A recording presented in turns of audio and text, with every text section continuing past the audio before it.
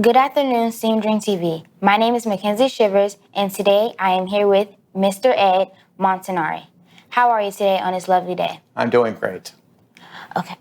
I was wondering, do you still fly planes today, or are you focusing on being the city council chair? Right now, I'm focusing on being the chair of the St. Petersburg City Council. I had a long career with American Airlines, flew in the Air Force before that, started flying when I was in high school. But right now, I'm just focusing on my job on City Council. Great. As a pilot, what experience did you have in the Air Force then? I flew the F-16, which is a single-seat, single-engine fighter airplane. It's a very challenging airplane to fly. Its top speed is twice the speed of sound. We used to have over 100 F-16s at MacDill Air Force Base right across the bay here. I was very fortunate to fly that airplane when it was brand new in the Air Force's inventory. Were there any hardships when coming up to be a pilot? There were. I started flying when I was 16. I went to my parents and told them I wanted to take flying lessons. And in my family, if you wanted to do something outside the home that cost money, you had to earn the money yourself. So I got a job clearing tables at a pancake house. I was making $1.35 an hour. And I cleared tables for 20 hours a week, and that would pay for one flying lesson. And I did that over the course of the year and earned my private pilot license. And that's how I got into flying at a very young age. So flying was really much your passion. It was. When I was a little boy, I remember being in the second grade, and we would go to the library. And I would always go to the section of the library that had books on airplanes. Back then, the space program was really, really big, but I could tell you the difference between an F-4 fighter, F-4 Phantom, and an F-101 Voodoo, how fast the airplanes went, how high they went, the different missions, what weapons they carried. And I was passionate about airplanes, and I wanted to become an airline pilot. So I set a goal for myself at a very young age to be an airline pilot. Did it take a long time to become a U.S. Air Force pilot? It did. It did. So I started flying when I was 16, and I flew through high school and then 4 years of college, and then 2 years in the Air Force before I started flying the F-16. So yes, it did take a while. It's a very demanding job to do, and very competitive to fly a fighter airplane.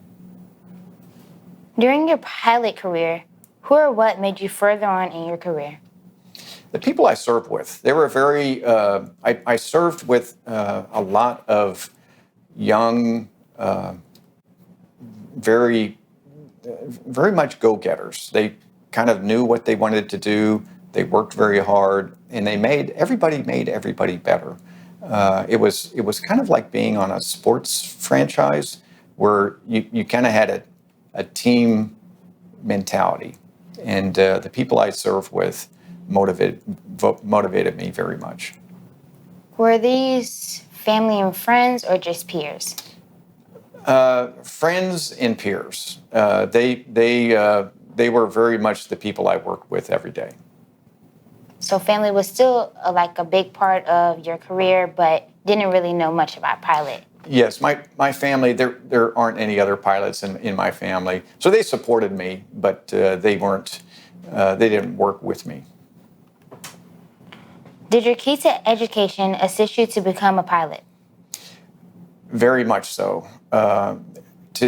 In order to get into a good college, you needed to do well in high school. So I was motivated to do well in high school.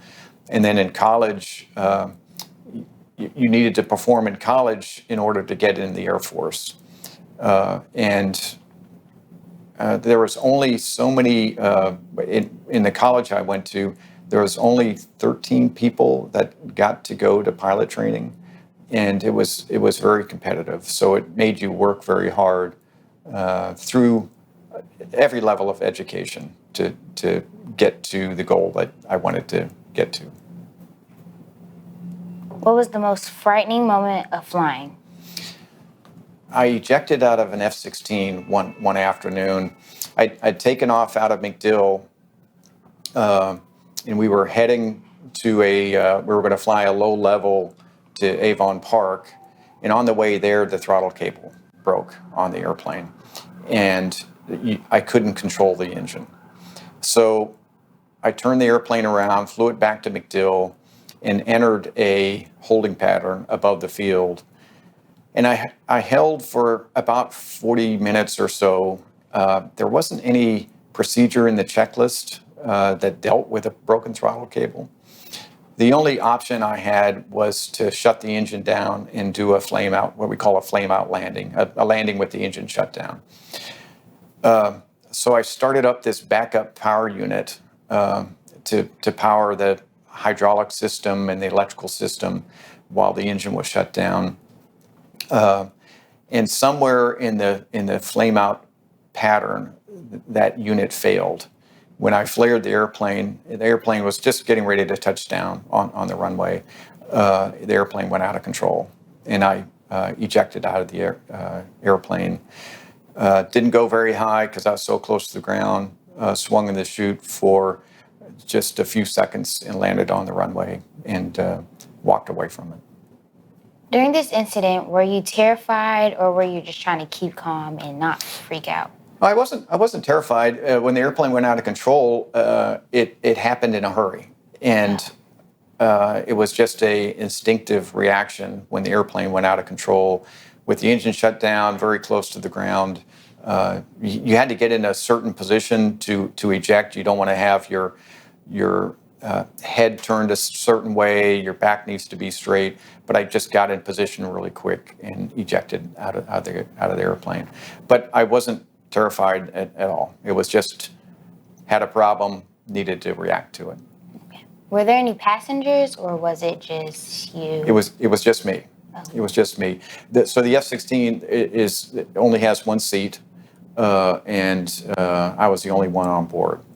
I did have a wingman so a person flying an airplane close to me to kind of keep an eye on things, but he was in a separate airplane that just kind of followed me as I tried this flame out landing. If you could, would you go back to being a pilot? Yes, absolutely. You enjoyed the job? I love the job. One of those jobs that you look forward to doing every day. What made you stop or made you just So I left the Air Force about 32 years ago and got hired by American Airlines. I flew a full career with American, and I just recently retired from American Airlines. I got to close to my retirement age and decided to retire and concentrate on serving on city council. Has city council been a big impact on you, or has the airline? Which one would you prefer, or you can't choose? They both jobs are challenging in their own way. I love with a passion aviation and flying airplanes. I've had a very long aviation career, loved every minute of it. I'm also passionate about serving our city, and I've been doing that a long time. And I started serving the city when I wasn't flying on my days off from the airline. But I really enjoy both things, both flying airplanes and serving on city council. Well, thank you. All right, Steam Dream TV, we're going to do a quick Would You Rather. And today's big question is, would you rather die in 20 years with no regrets or live to 100 years with a lot of regrets, and why? I would rather die in 20 years with no regrets. And the reason why is I wouldn't want to live a long time and regret things that I didn't do. I'm a big believer in following your dreams. And I try to talk to young people about figuring out what they want to do and go follow your passion. Don't take chances if you need to take chances, but study hard, do well in school, follow the rules, but follow your dreams. Same thing I was thinking, to live on for 20 more years, die 20 more years with no regrets, because then if I would have all the regrets living 100 more years, then I would just feel like I'm a bad person with those regrets. Would you rather live a life having no memory of being a pilot or no memory being a city council chair? That's a tricky question. I love both of the jobs that I've been able to do, and I can't imagine not being a pilot, and I can't imagine not being a city council member. But they're both unique jobs in their own way, and I'm passionate about both of them. Would you rather be a bird or a fish? A bird. A bird flies in the air, and I love the air. And I love watching birds fly, and I would rather have the freedom of flying around like a bird does. Versus, in my opinion, a fish is somewhat limited, to what they see and what they do. Because if you're a bird, you wouldn't have to deal with engines. You would just fly. Yes, yes. Would you rather create a new holiday or a new language? I would rather create a new holiday. And the reason why is holidays usually mark important things in our country's history. And it's very important to